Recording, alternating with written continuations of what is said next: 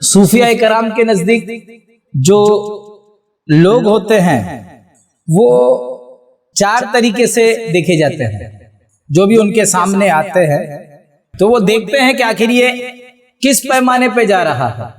پہلے وہ یہ ڈھونڈتے ہیں کہ کیا یہ عارف باللہ ہے، کیا اسے علم معرفت مل چکی ہے، علم معرفت والا ہے. کیونکہ جو علم معرفت والا ہوتا ہے اس کی جسم کا رواں رواں خبر دیتا ہے کہ علم معرفت والا ہے. یہ اس کی آنکھ، اس کی کان، اس کے ناک، اس کی زبان، اس کی ہاؤ بھاؤ اور جسم کا ٹھہراؤ، ہر چیز جو ہے یہ خبر دے گا کہ یہ صاحب معرفت ہے.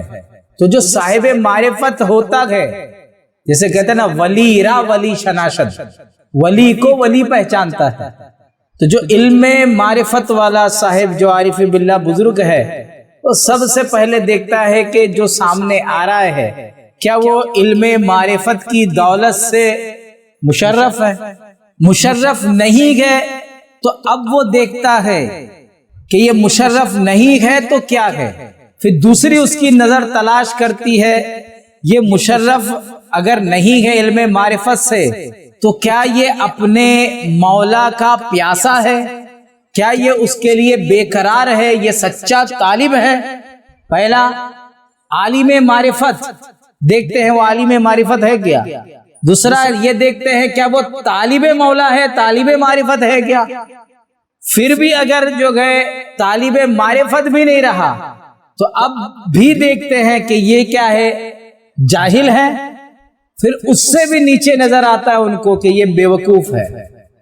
بات چیت کرتا ہے، سب کچھ کرتا ہے، بات کر رہا ہے، سمجھا رہا ہے، کام کر رہا ہے، بیوی پال رہا ہے، بچے پال رہا ہے، گاڑی چلاتا ہے، سب کچھ کرتا ہے، یہاں سے وہاں لوگوں کو پہنچاتا ہے، پوری دنیا میں معاملات کر رہے ہیں. لیکن صوفیاء کرام کے وہاں وہ پاگلوں کی کیٹیگری میں ہے، مورکھوں کی کیٹیگری میں ہے، بیوقوفوں کی کیٹیگری میں ہے. اس کو پاگل پن کی بیماری لگی ہوئی ہے. وہ دیکھ رہے ہیں کہ اس میں بھی نور ہے لیکن اس کی حرکت برکت بتا رہی ہے کہ وہ دنیاوی چیزوں میں الجھا ہوا ہے. وہ کسی اللہ والے کی طرف کھینچ کے آنے کے لیے تیار نہیں ہے، وہ کسی بزرگ کی ادب و احترام کرنے تیار نہیں ہے، وہ کسی کی قدم بوسی کرنے تیار نہیں ہے. تو بیوقوف ہے وہ جو اللہ والوں کی ادب کرنے نہیں تیار ہے. اور اسی سے جو ہے ایک وہ ہے جو آخرت کا طلبگار ہے، جنت کا طلبگار ہے. صوفیاء کرام کے نزدیک اس کو کہتے ہیں جاہل معرفت. معرفت سے جاہل ہے وہ، معرفت سے. تو صوفیاء کرام کے نزدیک وہ ہوتا جاہل ہے، وہ کیا ہے. لیکن جاہل کی جہالت کی نسبت کس طرف ہے؟ معرفت سے. معرفت سے جاہل ہے وہ جنت کی لالچ میں، محلوں کی لالچ میں، حوروں کی لالچ میں، پتہ نہیں کس کس کی لالچ میں پڑا ہوا ہے. اور اس سے جو بڑھ کر رہتا ہے جسے جنت کی لالچ نہیں ہے، جنت کی کوئی لالچ نہیں، اس کی فکر نہیں ہے، وہ معرفت کی تلاش میں ہے. مالک جو ہے طلبگار ہے، سچا طالب ہے، سچا پیاسا ہے، وہ طالب مولا ہے. اور جس ایک وہ ہے جس کی طلب، جس کی پیاس بجھ چکی ہے، وہ عالم معرفت ہے، وہ عارف باللہ ہے. وہ تو صوفیاء کرام کے نزدیک جو لوگ آتے ہیں وہ ان نظروں سے دیکھتے ہیں کہ کہیں وہ عارف باللہ ہے یا طالب مولا ہے یا جاہل بالمعرفت ہے یا پھر احمق ہے، بیوقوف ہے. اور پھر اس کے اعتبار سے ان پر کام کیا جاتا ہے. احمق ہے تو اب وہ احمق کو اس کی احمقیت سے، یہ دنیا داری سے کیسے نکالنا، اس کے اوپر کیا کام، وہ وہاں سے شروعات کرتا ہے.